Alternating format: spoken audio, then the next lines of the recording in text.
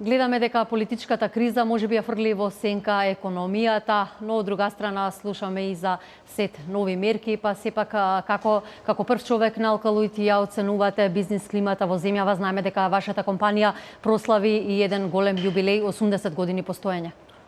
Бизнис климата во Македонија, мислам дека треба да се гледа заедно во контекст на она што се случува и малку пошироко, значи и во регионот, па и пошироко во Европа, да кажеме. Од тој аспект е факт дека имаме еден период на малце тензии надвор од она што се случува во економијата, но мислам дека македонските компании сепак покажуваат дека се доволно жилави, дека и во една ваква ситуација може да се носат и да бидат компетитивни.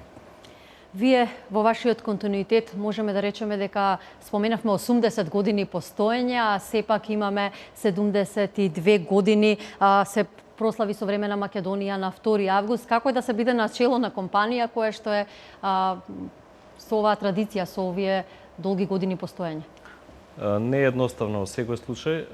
Говориме за една компанија која има огромна традиција, компанија во која генерации работеле, дале свој допринос и благодарение на чии заложби, на чие несебично залагање, денеска сме во една ситуација да Алкалоид биде една од најголемите фармацевски индустрии во југоисточна Европа.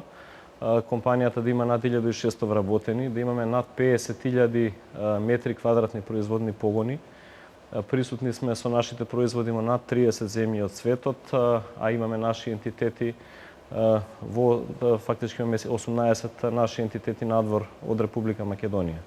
Исто така би сакал да кажам дека компанијата во овој момент има над 5100 акционери и со тоа веројатно како број на акционери македонски граѓани е најголема од тој тип, а некаде околу 8% од капиталот во компанијата е странски, при што компанијата е една од најликвидните, акциите на компанијата на македонската берза за харти од вредност и во континуитет исто така и ги добива наградите од берзата по основ на транспарентноста на самата компанија. Кои се главните предизвици кои стојат пред вас како прв човек на оваа голема компанија и кои се вашите предизвици за наредниот период? Некои од работите кои би сакале да му се повторат на Алкалоид, а некои кои не би сакале? Сепак зборуваме за долгогодишен период.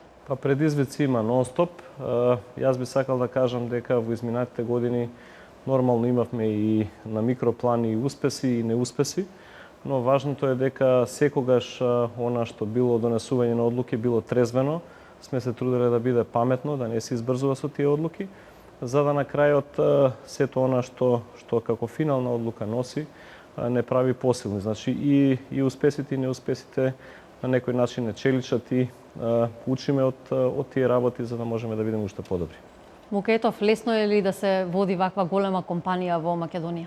Во секој случај не е лесно, но тоа е една голема одговорност, тоа е еден сериозен предизвик. Јас можам да го изразам моето задоволство дека ние како компанија од година до година растеме и дека визијата да и понатаму во духот на нашето мото здравието пред се, значи одиме напред, да растеме, да се развиваме и да Алкалоид еден ден стане не само балкански и европски бренд, туку да постигнеме една глобализација на брендот Алкалоид.